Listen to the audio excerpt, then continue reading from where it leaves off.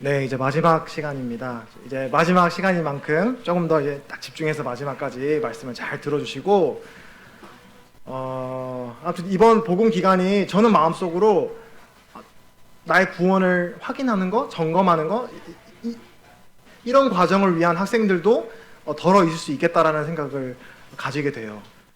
사실 여기에서 복음을 정말 생전 처음 들어보는 분은 많이 안 계시잖아요. 대부분이 복음을 알고 있고, 또 어떤 경우는 또 복음을 듣고 마음이 뜨거워지고, 나 믿고 싶어, 믿을 거야, 믿겠어, 하나님 위해서 이렇게 살고 싶어, 이런 마음의 동요, 뭔가 이 점화, 이런 것들이 일어난 학생들도 계실 수도 있을 것 같아요. 그러다가 또 시간이 지나고 뭔가 삶을 또 돌아갈 때 일상생활로 돌아가면서 별로 그렇게 달라지지 않은 것 같은 내 마음, 식어버리는 내 마음, 이런 것들을 경험하면서 또 이제 그런 구원에 대해서 가지고 있었던 내 마음, 믿음에 대한 내 마음들이 또 희미해지고, 나 구원 받았던 거 맞는 건가, 이렇게 생각하는 학생들도 있을 것이고, 그래서 어떤 상황이든지 간에 이제 이번 복음 시간이 이제 우리가 용기를 얻는, 저는 이제 그 구원받고 이제 뭐 구원 상담, 칭례 상담, 그렇게 교회 더해주고 이런 모든 일련의 과정이 있잖아요. 여러분 잘 알고 있는.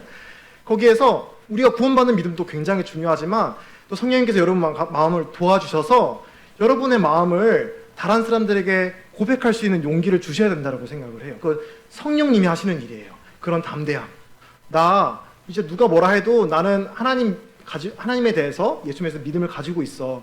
하나님이 나를 자녀 삼아 주신다라고 말씀하셨으니까 그 하나님 말씀대로 나는 믿겠어라는 그 믿음을 잘 또 주위에 있는 사람들에게 전달하고 표현하는 방법도 용기가 필요하더라고요. 그냥 저절로 되는 게 아니라 훈련도 필요하고 연습도 필요하고.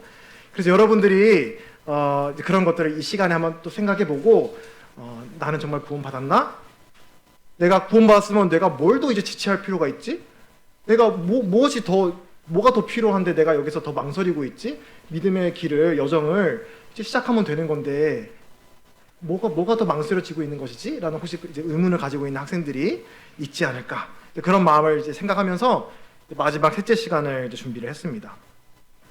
이제 앞 시간에서는 좀 과학적인 얘기, 좀 역사적인 얘기, 그래서 이 성경이라고 하는 거, 또 성경을 통해 계시된 하나님의 말씀, 진리, 뜻, 또 예수님이 우리를 구원하게 하신 모든 그런 일들이 그냥 어떤 아이디어가 아니라 누군가의 그냥 신념이서 끝나는 게 아니라 현실이다, 실제다. 그 일이 실제로 일어났기 때문에 그 실제 일어난 일이 담고 있는 영적인 일도 실제로 일어나는 것이다 라는 말씀을 드렸습니다.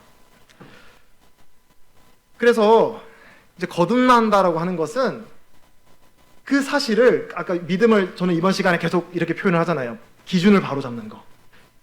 내 기준을 내려놓고 하나님이 그렇다는 기준, 하나님이 A야 하면은 내가 A라고 하는 거, 하나님이 B야 하면 내가 B라고 하는 거, 하나님이 No 하면 네 맞아요, No예요. 그게 믿음이에요. 그게 믿음. 기준을 바로 세우는 거, 하나님께 기준을 잡는 거. 거기에 물론 하나님을 막 뜨겁게 사랑하는 그런 막 넘치는 마음이 있으면 좋겠죠. 근데 그런 마음이 없더라도 그 믿음이란 거는 그렇게 순식간에 일어나는, 영단번에 일어나는 순간의 사건이다. 그래서 우리 거듭나는 그 사건은 여러 번 일어나는 것이 아니라 하나님께서는 우리가 한 번 더 태어나는 거, 그 믿음으로 구원받는 그 사건을 단 한 번에 일어나는 사건이라고 말씀을 하세요. 그럼 구원받고 나서도 그냥 내가 구원받지 잘 모르고 그냥 쭉 살아갈 수도 있나요? 네. 내가 거듭났는데 하나님 말씀 구원받고 뭔가 구원받았는데 그거에 대해서 믿음이 희미하게 살아갈 수도 있어요. 그렇다고 그 사람의 구원은 취소되는 게 아니에요. 말씀드렸잖아요. 하나님은 이 구원의 선물을 주시고 싶어 하는데 이거를 한 번에 받는 방법이 뭐냐면 아까 말한 것처럼 그 기준을 내 걸 내려놓고, 하나님이 그 길을 그렇게 세우셨어요? 네, 알겠어요. 그럼 하나님 기준대로 내가 받아들일게요 라는 그 단번의 믿음으로 하나님이 우리를 의롭다고 여겨주시는 거예요. 그렇게 한번 하고 나서 하나님이 구원 취소 안 하세요. 근데 중요한 것은 그 믿음 한 번 하고 이제 끝나는 게 아니라 이제 확신 가운데 우리가 자라가야 된다라는 사실을 이제 오늘 세 번째 시간이랑 아마 그리고 내일 또 이제 학생의 시간 전반부랑 좀 들어서 우리가 어떻게 확신 가운데 자라갈 수 있는지 이 부분을 좀 말씀을 드리고자 합니다. 이제 믿지 못하는 이유는 여러 가지가 있을 것 같아요. 처음 이런 복음을 들어본 적이 없기 때문에, 아니면 뭐 이런 복음의 메시지에서 갖고 있는 이런 것들이 정말 충분한 증거가 있는지 없는지를 알지 잘 몰랐기 때문에 못 믿는 사람도 있을 것입니다. 또는 아까 말씀드렸다시피 너무나 많은 성경 말씀도 듣고 하나님이 계시다는, 또 하나님이 진짜 기준을 세울 만한 권한이 있는 분이라는 모든 충분한 근거를 듣고도, 그 증거를 보고도 내 기준을 내려놓기 싫어서 거절하는 사람들도 많이 있습니다. 근데 또 그게 다가 아니에요. 이 사람 마음이 복잡해서 이제 그 두 가지만 있는 게 아니라 또 믿지 못하는, 또 믿음에서 흔들리는 수많은 이유들이 있습니다. 근데 이제 오늘 같은 경우는 이제 대표적으로 아까 말씀을 쭉 이제 설명을 드렸다시피 구원을 받은 것 같은 경험이 있는데 뭔가 내 삶을 돌아볼 때 하나님의 자녀답지가 않은, 그리고 뭔가 내 부모님이나 내 선생님도 딱 나를 보시면은 야 누구야 너 아직 아닌 것 같다 좀 더 기다려라, 예를 들면은 이렇게 말을 한다든지, 나는 구원 받은 것 같은데, 구원 경험 한번 했던 것 같은데, 근데 나 구원 받은 거 맞나? 내가 나를 봐도 잘 뭔가 좀 헷갈리고, 내 주위에 있는 사람들도 뭔가 딱 이렇게 딱 떨어지는 그런 대답을 해주지 못하고, 그런 경우에 그런 경험들이 쌓이다 보면은 마음이 지칠 수가 있거든요. 마음이 낙심이 되고 무기력해지고 이 구원 문제에 대해서 모르겠다 나중에 생각하지 뭐, 이런 마음이 들 수가 있어요. 제가 이걸 이렇게 자세하게 설명드린 이유가 제가 그런 경험을 해보았기 때문에, 특히 이제 우리 부모님, 교회 다니시는 부모님, 그리스도인 부모님을 둔 우리 학생들 같은 경우는 그런 경우가 있을 수가 있다. 근데 포기하지 마세요. 한번 심어진 그 믿음은 없어지는 게 아니거든요. 그 믿음에 다시 점화를 일으켜서 하나님을 바라보고 하나님 약속 굳게 붙들고 내가 하나님 자녀 맞구나라는 확신을 다시 부르짖히면 되는 거예요. 이 시간을 통해서 그렇게 되면 참 좋겠다, 이렇게 기도하는 마음이 있습니다. 그래서 우리가 이제 잊지 말아야 될 것은 저와 여러분의 구원의 여정, 믿음의 여정을 집요하게 방해하는 존재가 있다는 사실을 오늘 먼저 말씀을 드립니다. 성경은 온 인류를 걸친 하나님의 구원의 서사, 스토리가 이 성경의 스토리예요. 창세기부터 시작해서 요한계시록에 이르기까지 이 인류 전체를 통틀어서 하나님이 어떤 서사로서 우리를 구원하시냐, 인류를 구원하시냐, 이 기준에서 벗어났다 했잖아요. 죄 때문에. 이 기준에서 벗어난 우리들을 다시 기준을 바로 삼으시고 하나님의 그 창조의 본연의 그 목적을 회복시키는 그 놀라운 구원의 서사, 이게 이제 창세기부터 계시록에 나오는 모든 스토리의 하나의 요약이 될 수 있을 것인데, 그 마지막에 이제 요한계시록이라는 책이 나옵니다. 거기에 하나님을 대적하는 최후의 원수가 이제 등장을 하거든요. 근데 그 결말이 이제 기록이 되어 있는데,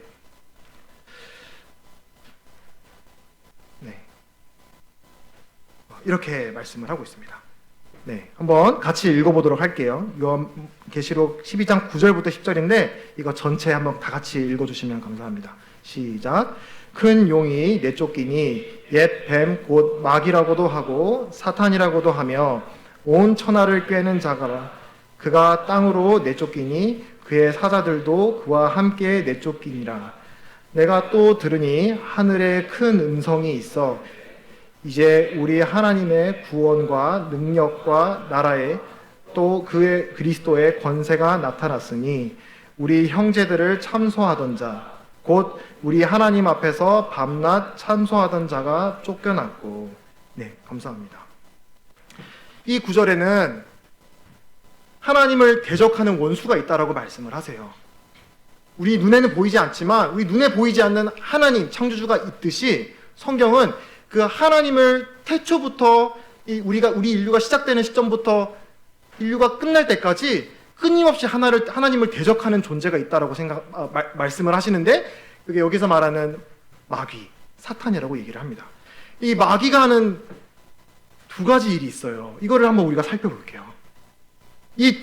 내가 지금 내 구원 문제로 일어나는 이런 마음의 어려운 문제들이 혹시 이 사탄 때문에 그런 일이 일어난 것인지 아닌지를 한번 확인해 보자고요. 제일 먼저 이제 노란색에 표시되어 있는 첫 구절이 뭐라고 되어 있냐면, 사탄은 온 천하를 꿰는 자라고 말씀을 합니다. 사탄 마귀는 우리 인류를, 온 천하를 끊임없이 속이려 드는 드는 존재입니다. 속이는 자예요. 그래서 요한복음에서는 이 사탄을 가리켜서 거짓의 아비라고 말씀을 합니다. 어떤 거짓말을 하느냐?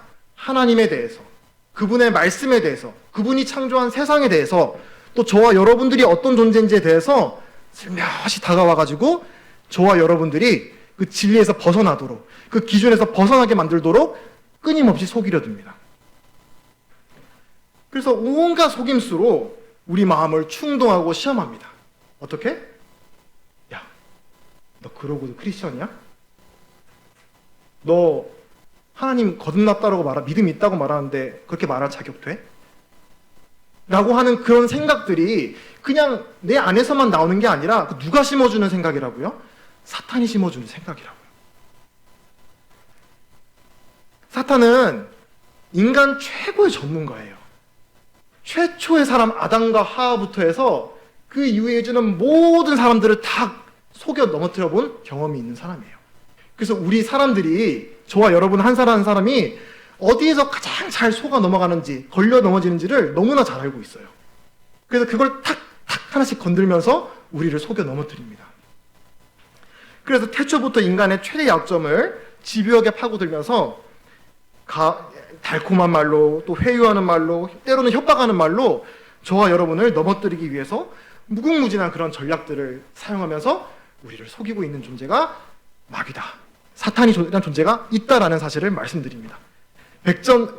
지피지기면 백전백승이라고 우리는 적을 알아야 돼요. 이 구원 문제에서 대적이 있다는 사실을 우리가 꼭 알아야 합니다.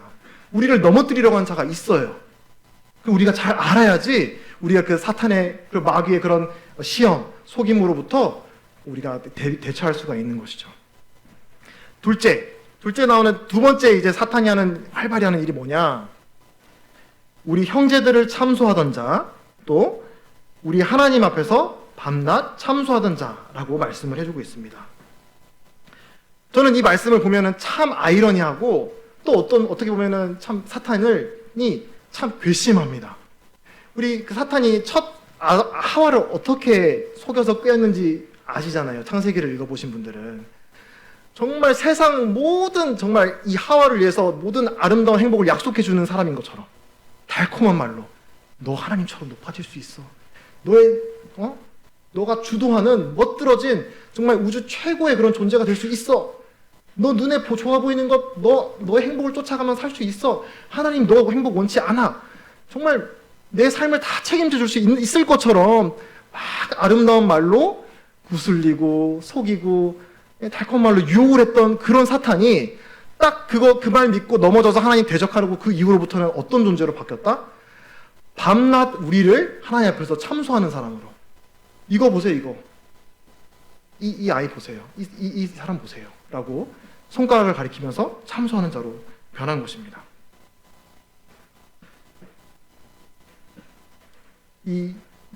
우리를 가리키면서 그 사람의 행동을 보고 하나님 앞에 고래고래 소리를 치면서 저런 사람들이 애초부터 하나님의 구원받은 성도가 맞겠느냐고, 또 하나님의 자녀가 될 자격이 없다라고 하는 그런 무시무시한 그런 맹렬한 비판을 하나님 앞에서 쏟아내고 있는 존재가 있다라고 하는 것입니다. 그래서 하나님이 이제 보시기에 온 땅에서 가장 의로웠던 사람 중에 한 사람이 어떤 욥이라고 하는 인물이 있었습니다.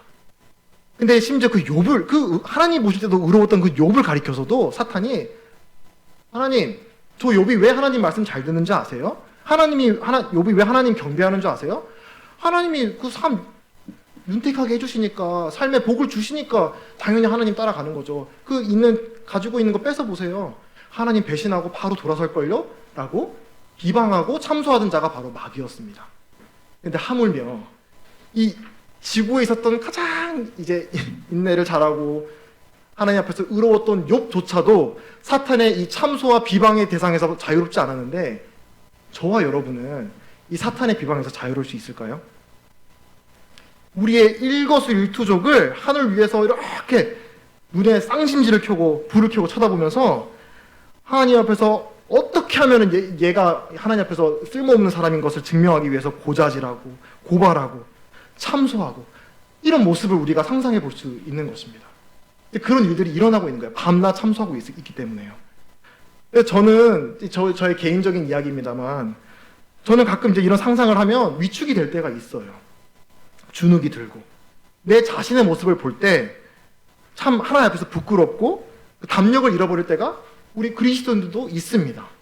특히 믿음의 중요한 그런 선택을 하는 그런 시점에서 더 사탄이 그렇게 속이려 들어요. 뭔가 구원을 받기 위해 정말 그 중요한 시점, 아니면 하나님의 말씀으로 막 마음이 감동이 되어서 그래 이제 하나님 말씀 잘 순종하고 믿으며 살아갈 거야. 나 이제 하나님 이제 기뻐하는 삶 살고 싶어. 그렇게 살아야지 라고 다짐하고 결심하면 또 정말 징글징글하게 찾아와서 우리를 넘어뜨리고 그 넘어지는 우리를 향해서 손가락질하면서 예 이거 보세요 이거 보세요. 이 무슨 하나님을 위해서 산다는 게 뭐 말도 안 되는 소리예요 라고 우리를 가리켜서 비방한다라고 하는 것입니다. 그래서 흥미롭게도 바로 이렇게 온갖 비난의 불화살들을 쏘아대고 또 우리 마음을 낙담시키고 그리고 못 일어서게 만드는 일이 사탄의 본업입니다. 메인 잡이에요. 메인 잡. 모든 그 마귀의 이 집중은 우리를 넘어뜨리는 거예요. 우리를 낙담시키는 거예요. 믿지 못하게, 믿은 사람은 그 믿음 위에 굳게 서 있지 못하게 넘어뜨리고 참소하는 게 사탄 마귀의 본업입니다. 10절에서 우리 형제들을 참소한다 했죠. 사탄은 믿지 않는 사람들도 물론 비방하고 참소하겠죠. 근데 믿지 않는 사람들보다 더 관심이 있는 거는 믿는 사람들이에요. 믿는 사람들. 누군가가 그런 말을 했어요. 마귀는 죽은 영혼은 별로 관심이 없다. 죽어있는 사람은 관심이 없고 영적으로 살아있는 사람을 사냥하고 싶어 한다는 말을 한 사람도 있어요. 우리가 거듭난 사람이기 때문에 우리 안에 마음에 믿음이 시작되었기 때문이야말로 사탄은 그 믿음 위에 계속 서 있지 못하도록 우리를 이 그리스도인들을 참소한다라고 말씀을 하십니다. 그리고 어떻게 얼마나 오랫동안 참소하냐? 우리 하나님 앞에서 밤낮 참소한다라고 말씀을 하십니다. 쉬지 않고 믿는 사람들의 책을 잡고 있습니다. 그 이제 성경책을 갖고 있는 분들은 한번 지금 이제 오늘 펴주셔서 이제 성경을 한번 찾아보면 좋겠습니다.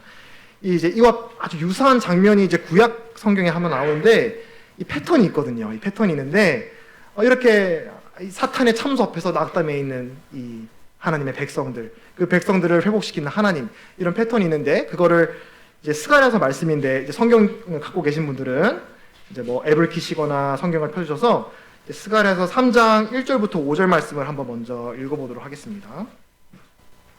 스가랴서 3장 1절부터 5절입니다. 스바냐 아닙니다. 스가랴서 1장 5절 말씀.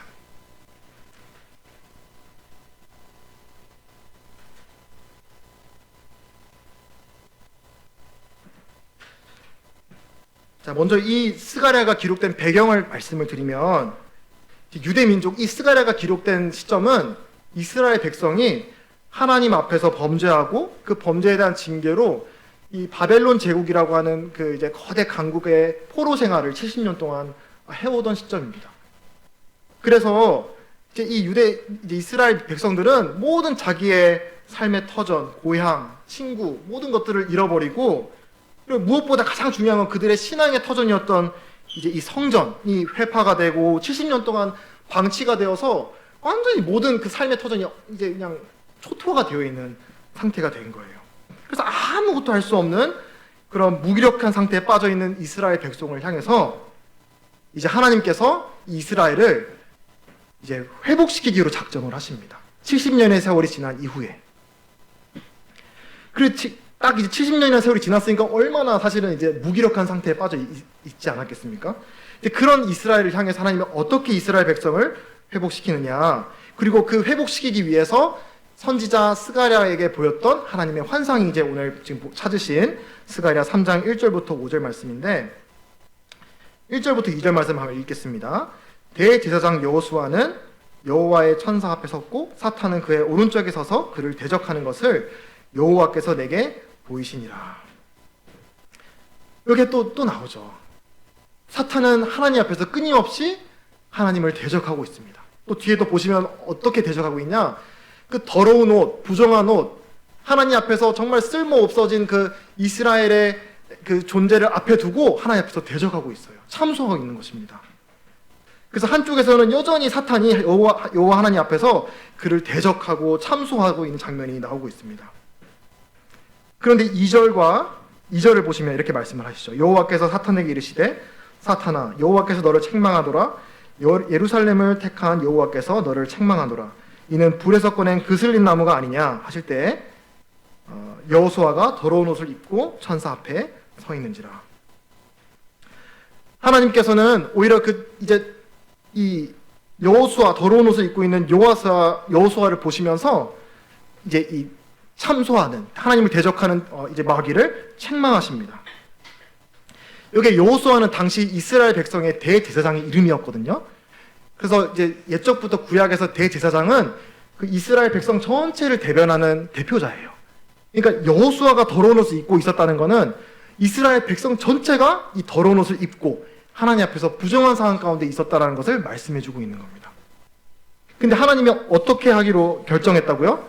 이제 이 여호수아를, 이 이스라엘 하나님의 백성을 이 더러운 옷을 입고 하나님 앞에 서 있는데 끊임없이 이제 이 사탄이 이제 참소하고 있는 상황 가운데서 사탄을 꾸짖고 책망하시고 이제 4절에서 여호와께서 자기 앞에 선 자들에게 명령하사 그 더러운 옷을 벗기라 하시고 또 여호수아에게 이르시되 내가 내 죄악을 제거하여 버렸으니 내게 아름다운 옷을 입히리라 하시기로 5절 내가 말하되 정결한 관을 그의 머리에 씌우소서 하매 곧 정결한 관을 그 머리에 씌우며 옷을 입히고 여호와의 천사는 곁에 섰더라.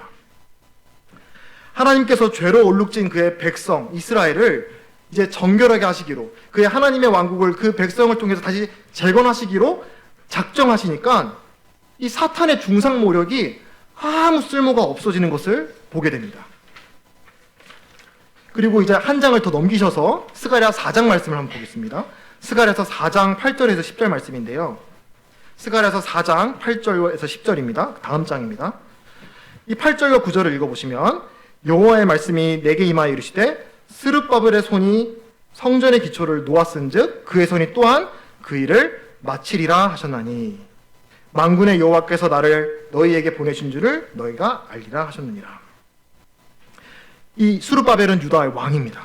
하나님은 유다 왕 스룹바벨을 통해서 이제 이 회파된 엉망진창이 된 무기력에 빠져서 아무것도 할 수 없는 무능한 상태에 있는 이스라엘 백성 그리고 그 하나님의 성전의 재건 사업을 다시 시작하시겠다라고 말씀을 하십니다. 그리고 그 스룹바벨을 통해 하나님 백성을 통해 시작한 그 성전 재건 사업을 하나님이 반드시 마치실 것이다라고 보증까지 하십니다. 스룹바벨의 손이 이 성전의 기초를 놓았은즉 그의 손이 또한 그 일을 마치리라. 방금 전까지 사탄으로부터 온갖 비방을 들으면서 정말 너덜너덜 완전 누더기가 되어 있는 이 이스라엘의 모습, 정말 부정하고 무력하고 아무것도 할 수 없는 그런 상태의 백성들이었지만 어디서부터 이제 회복이 시작이 되었냐면 하나님이 그들 편에 딱 서셔서 이제 내 왕국을 너를 통해 재건하겠다라고 작정하시자마자 기초가 놓이고 일의 완성이 보증이 되었습니다. 10절 작은 일의 날이라고 멸시하는 자가 누구냐? 사람들이 스룹바벨의 손에 다림줄이 있음을 보고 기뻐하리라. 이 일곱은 온 세상에 두루 다니는 여호와의 눈이라 하니라. 최강의 제국이었던 그 바벨론 또 그 밖에 주위에 있는 강대국들의 눈에는 이 모든 것을 잃은 이스라엘의 성전 재건 작업이 시작이 아주 미미하고 뭐 되겠어? 이거 시작한다고 뭐 되겠어? 나는 아주 미약한 일로 보일지 모르겠지만 하나님의 기준에는 하나님이 회복하시기로 하나님의 펴서 이제 이 일을 내가 시작했다라고 말씀하시는 그 일은 이미 완성까지 보증된 일이라는 것을 우리는 보게 됩니다. 그래서 스가랴가 이 환상을 보고 이 일이 왜 어떻게 이렇게 됩니까? 아직 이 일은 일어나지 않은 일입니다. 성전의 완성은. 지금 우리 백성을 보십시오. 하나님 앞에 정말 그 자격이 없는 부정한 그런 모습인데 어떻게 이런 일이 될 수 있겠습니까? 이해가 되지 않습니다라고 묻자 하나님이 이제 스가랴 4장 6절에서 이와 같은 대답을 주십니다. 그가 내게 대답하여 이르되 여호와께서 스룹바벨에게 하신 말씀이 이러하니라. 만군의 여호와께서 말씀하시되 이는 힘으로 되지 아니하며 능력으로 되지 아니하고 오직 나의 영으로 되느니라. 나의 불완전한 모습, 무능함, 무기력함, 내 삶을 돌아봤을 때 하나님 앞에서 내가 회복될 기미가 보이지 않는 그 내 모습, 그리고 그걸 향해서 끊임없이 밤낮 참소하는 그 사탄의 비방, 참소. 이걸 넘어서는 것이 무엇이냐? 이것들을 물리칠 수 있는 방법이 어디에 있느냐? 바로 우리를 대언하시는 하나님의 영의 역사에 의지하는 것에 있다라고 우리는 이 구약 성경을 통해서 교훈받게 되는 거예요. 근데 이 원리가 똑같이 오늘날에도 적용이 됩니다. 동일한 사강은 아니지만 하나님이 그분의 백성을 회복하는 과정이 이러한 과정을 통해서 시작이 돼요. 하나님의 백성이 항상 올바르고 믿음의 길을 잘 걸어간다고 말씀하지 않아요. 때로는 넘어지고 때로는 그것 때문에 하나님께 징계받고 무기력해져 있고 사탄으로부터 참소받고 비방받고 그런 일들이 종종 생기게 됩니다.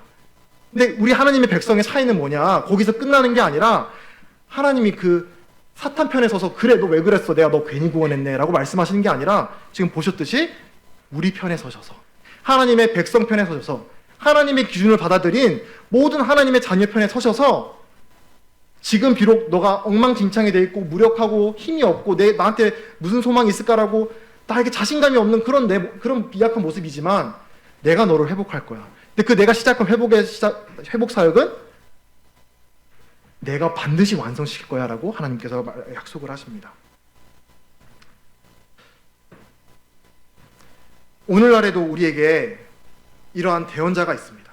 만약 여러분 가운데 이 예수님을 한 번이라도 나의 구주로 받아들인 경험이 있는 분이라고 한다면 지금 침례를 받고 안 받고를 떠나서 예수님을 나의 개인의 구주와 또 주로 영접한 경험이 있다면 하나님의 기준을 하나님이 옳습니다라고 받아들이고 그 믿음이 시작된 사람이 여기 있다면 여러분에게 아주 좋은 소식이 있습니다. 그거는 아까 앞서 보았던 것처럼 70년 동안 완전히 그냥 밑바닥에 진흙투성이가 되었던 그 이스라엘을 회복시킨 그 하나님, 그런 이스라엘조차도 회복시키고 대언하셨던 그 하나님이 지금 우리도 대변해주고 계시다고 하는 사실입니다. 요한일서 1장과 2절 말씀인데 함께 읽어보면 좋겠습니다. 함께 읽어보겠습니다. 시작. 나의 자녀들아, 내가 이것을 너희에게 쓰면 너희로 죄를 범하지 않게 하려 함이라. 만일 누가 죄를 범하여 아버지 앞에서 우리에게 대언자가 있으니 곧 의로우신 예수 그리스도시라. 그는 우리 죄를 위한 화목제물이니 우리를 위할 뿐 아니라 온 세상의 죄를 위함이라. 이 앞에 있는 요한서신은 하나님과 하나님의 기준을 받아들인 그 믿음으로 하나님의 자녀에게 된 모든 그리스도인들이 어떻게 인격적인 살아있는 교제를 잘 맺고 살아가는가를 말해주는 서신입니다. 그래서 1장에서 어떤 내용이 나오냐면 뭐부터 얘기 나오냐면 죄 얘기부터 나와요. 그리스도인의 신앙생활 얘기를 시작하는데 제일 먼저 뭐부터 얘기하냐? 죄부터 꺼내요. 죄 다 구원받고 용서받고 이제 죄 문제 없는 거 아니에요? 아니요. 그리스도인의 문제도 죄의 문제로 시작을 합니다. 그래서 뭐라고 하냐면 내가 구원받고 하나님의 자녀라고 하면서 내 안에 죄가 없다라고 하면 하나님을 거짓말쟁이로 만드는 것이다 라고 말씀을 해요. 그래서 너희 삶이 구원받고 거듭나면 이제 너희 삶에서 모든 생활의 죄들이 싹 영으로 사라지는 것이 아니라 그 죄를 이제 누구에게 이제 들고 가는 것이다? 나를 위해 죽으신 그 예수님께 자백하는 마음으로 들고 가는 삶이 이제 우리 신앙생활의 이제 패턴이고 그 믿는 사람의 모습이다라고 알려주고 있는 것입니다. 그 말을 한 다음에 얘기를 하는 거예요. 그래서 내가 지금 이 말을 하는 거는 너 마음대로 죄 짓고 살아라고 말하는 게 아니야. 하나님의 자녀답게 의의 길로 살아라고 말을 하는 거야. 하지만 이걸 잊지 마. 너가 이 길을 걸어가면서 수많은 너의 자신의 죄, 연약, 이 주위 사람들의 비방, 하늘에서 너를 향해서 하고 있는 그 참소, 너 낙담시킬 거야. 어렵게 만들 거야. 근데 너가 잊어서는 안 되는 한 가지, 그 너가 생활의 죄의 문제를 발견할 때마다 잊어서는 안 되고 돌아가야 될 한 가지는 우리 아버지 앞에서 너를 위해 태어나는 예수 그리스도가 계셔. 그 예수 그리스도를 의지해서 하나님 앞에 회복의 길을 걸어와 라고 요한은 말을 해주고 있는 것입니다. 그래서 이제 결국 선택지는 두 가지가 있는 거예요. 여러분이 이제 믿음의 이 길을 시작을 했다면 내 삶을 보잖아요. 죄가 있잖아요. 뭔가 내 떳떳하지 못한 모습이 있잖아요. 부모님에게나 선생님에게나. 내가 그리스도인입니다고 당당하지 못한 그런 모습이 있을 수 있어요. 그게 좋다라는 말씀은 아닙니다만. 근데 이제 그때 중요한 거는 이제 누구의 말에 귀를 기울이냐 하는 것입니다. 한 가지는 사탄의 참소의 귀를 기울이는 거예요. 둘째는 나를 위해 죽으시고 나를 위해 지금까지 대변하고 계시는 예수님의 변호의 귀를 기울이시는 겁니다. 누구 말을 믿겠어요? 사탄의 참소를 믿으시겠어요? 예수님의 변론을, 여러분을 위한 대언을 믿으시겠어요? 대언을 믿으세요. 대언을 믿으시고 사탄이 여러분들에게 심어주는 그런 참소, 비방 이런 것들을 떨쳐내시고 다시 한번 하나님 앞에서 겸손하게 내 잘못된 부분들 하나님 고쳐주세요. 회복시켜주세요. 하나님이 내 마음 가운데 믿음의 역사 시작하셨잖아요. 하나님이 이스라엘 백성에게 스룹바벨의 손으로 이 기초를 놓았은즉 이 일을 마치리라고 하셨잖아요. 예수님, 하나님이 시작하신 일은 완성하신 건다고 하셨잖아요. 하나님 지금 내 마음에 믿음의 역사 시작하셨으니까 내 믿음 끝까지 보장해 주세요. 하나님 제 믿음을 붙들어 주세요. 회복시켜 주세요. 라는 믿음의 기도를 여러분이 하나님께 또 우리 예수님께 드릴 수 있는 것입니다. 그래서 어쩌면 여기 있는 학생들 많은 분들에게 필요한 거는 복음에 대한 또 다른 정보가 아닐지 모를 것 같아요. 이미 이제 어떤 확신의 근거, 뭔가 나는 정말 구원받은 사람 확실해! 이거에 대한 근거를 찾고 있는데 그게 잘 안 보여서 고민하는 친구들도 있을 것 같습니다. 근데 이제 그걸 방해하는 요소들이 많이 있어요. 아까 말했던 것처럼 나의 막 버려지지 않는 오래된 잘못된 습관들, 이 죄악된 나의 성격, 안 좋은 모습들 이런 게 있잖아요. 그래서 하나님의 자녀답지 못한 그런 내 모습을 찾을 때마다 막 흔들리는 모습을 이제 보게 되는데 이제 마지막으로 이제 마무리를 하면서 그거에 대해서 우리가 한 가지 어떤 성경이 주고 있는 말씀 한 가지 전해드리면서 마무리하도록 하겠습니다. 그 이제 마음에 요동이 칩니다. 막 파도들이 막 이제 너 아니야, 너 구원 안 받았어, 구원 안 받았어. 내 믿음을 흔들리게 하는 파도들이 막 요동을 쳐요. 그래서 막 헷갈려 진짜 힘들어지고 막 기운이 빠지고. 근데 그런 파도들을 하나 다 그 나를 흔들리게 하는 요소들을 다 제거한다고 내가 구원받는 게 아닙니다. 오히려 나를 흔들게 만드는 그 나의 연약 있잖아요. 그거를 더 어떻게든 내 힘으로 해보려고 그걸 주목하면 주목할수록 더 절망에 빠집니다. 더 그 수렁 속으로 빠져들어가는 거예요. 그 모습이 잘 표현되어 있는 게 이제 그 베드로가 무리를 걷는 예수님께 외쳤잖아요. 예수님, 저도 무리를 걷고 싶습니다. 해가지고 예수님이 오라라고 하니까 베드로가 예수님을 향해서 걷게 된 사건 들어보셨죠? 그 사건에서 우리는 그 믿음의 아주 좋은 그런 그림을 우리가 보게 됩니다. 믿음의 여정, 믿음의 본질. 이때 베드로가 막 가다가 걸었잖아요. 처음에는 잘 무리를 예수님의 말 믿고 걸어가다가 무리를 서서히 빠졌는데 그 빠지는 이유가 뭐냐면 여기 보는 것처럼 29절에 오라 하시니 베드로가 배에서 내려 물위를 걸어서 예수께로 가되 30절 바람을 보고 무서워 빠져가는지라. 왜 빠졌다고요? 바람을 보니까. 결국은 이 흔들리고 막 내가 걸어갈 수 없는 이런 상황을 바라보니까 물속으로 점점 빠져들어가게 되는 모습을 보게 됩니다. 근데 제가 이제 드리는 질문은 이 이야기를 잘 아셔서 그래서 예수님께 살려주세요 라고 이제 외치니까 예수님이 오셔가지고 구해주시면서 베드로야 너 왜 이렇게 믿음이 적니? 믿음을 가져야지 라고 하면서 베드로에게 믿도록 이게 믿음에 대해서 교훈을 주시는데 여기서 여러분들에게 드린 질문은 이 베드로는 믿음이 적었죠. 믿음이 적었잖아요. 적은 믿음에 예수님께서 책망하셨으니까. 베드로는 믿음이 적어서 물에 빠져 죽었나요? 안 죽었어요.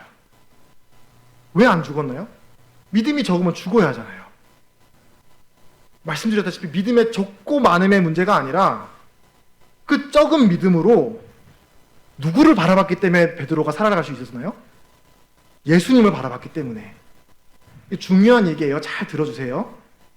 여러분을 구원하고 말고의 문제가 여러분이 믿음 안에서 잘 성장해가고 가라는 것은 구원받고 나서의 일이고 여러분이 하나님의 자녀가 되고 하나님이 여러분을 정말 의롭게 여겨주시는 그 단번에 일어나는 그 단순한 믿음 그거는 얼마나 큰 믿음이 있느냐가 중요한 게 아니라니까요. 적은 믿음으로라도 예수님을 주목하면 그 예수님이 여러분을 구원해 주시는 거예요. 그걸 제발 기억해 주세요. 예수님을 바라보세요. 여러분을 구원하는 건 예수님이에요. 여러분의 믿음의 분량이 여러분을 구원하는 게 아니라 예수님이 여러분을 구원하는 거예요. 믿음의 분량 중요해요. 이거는 이제 이 문제는 내일 또 이제 우리가 믿고 난 이후에 맺혀지게 되는 구원의 열매에 대해서 내일 설명하게 될 텐데 중요합니다. 하지만 나 이것 때문에 구원 안 받았어 이럴 문제가 아니라는 거예요. 그래서 예수님께서는 정말 겨자씨만큼의 믿음을 보고도 태산을 옮길 거라고 말씀하시거든요. 여러분의 영혼 구원이 우리 인간의 입으로는 불가능한 일이잖아요. 태산을 옮기는 일이잖아요. 그 일을 얼마만큼의 믿음만 있으면 된다고요? 겨자씨만큼의 믿음만 있어요. 그러니까 그 겨자씨만큼의 믿음을 갖고 있어도 되니까 나를 봐라, 나를. 그 믿음의 대상이 나를 주목할 때 그 내가 너를 구원하겠다라고 말씀을 하십니다. 그래서 아직도 복음을 오랫동안 들어오고 나 진짜 내 믿음이 구원받은 믿는 거 맞는지 나 구원받은 거 맞는 건지 고민하는 분이 혹시 여기 계시면은 기도하시길 바랍니다. 요한복음 9장에서 무지 속에서도 그리스도를 찾았던 맹인이 있었습니다. 어떻게 기도했냐? 어떻게 얘기했냐? 제가 잘 모르겠습니다. 그 인자가 누군지 모르겠는데 그 메시아라는 분이 누구신지 알려주시면 제가 믿고 싶습니다라고 기도를 했어요. 잘 몰라요. 어떤 지식도 없어요.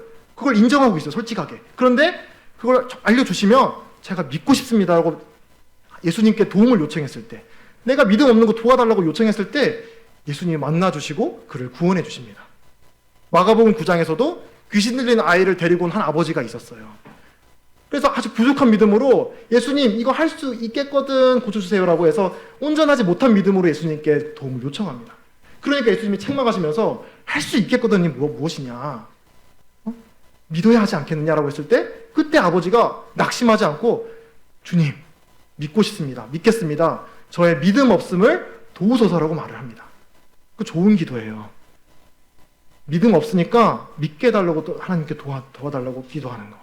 하나님께서는 조금 믿음으로라도 불완전한 믿음으로라도 그분에게 주목하시는 그 사람들을 만나주시고 구원해 주십니다.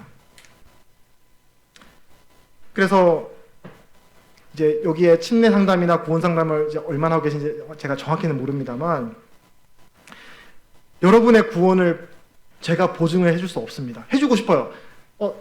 너는 구원 받았어. 꽝꽝꽝 제가 해주고 싶어요. 근데 그 권한이 저에게 없어요.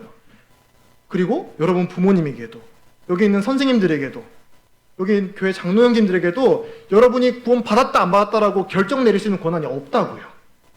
그걸 넌 나의 자녀야라고 구원을 땅땅땅 선언할 수 있는 그 권한은 누구에게만 있다? 하나님에게만 있다. 하나님에게만 있다.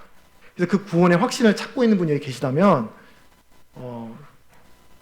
이제 하나님의 말씀에서 내 부족한 믿음 가운데 나에게 확신이 자라가게 해달라고, 내가 하나님께 구원받은 자인 것을 깨닫게 해달라고, 하나님의 약속의 말씀을 붙들 수 있는 믿음을 달라고 기도하시기를 바랍니다.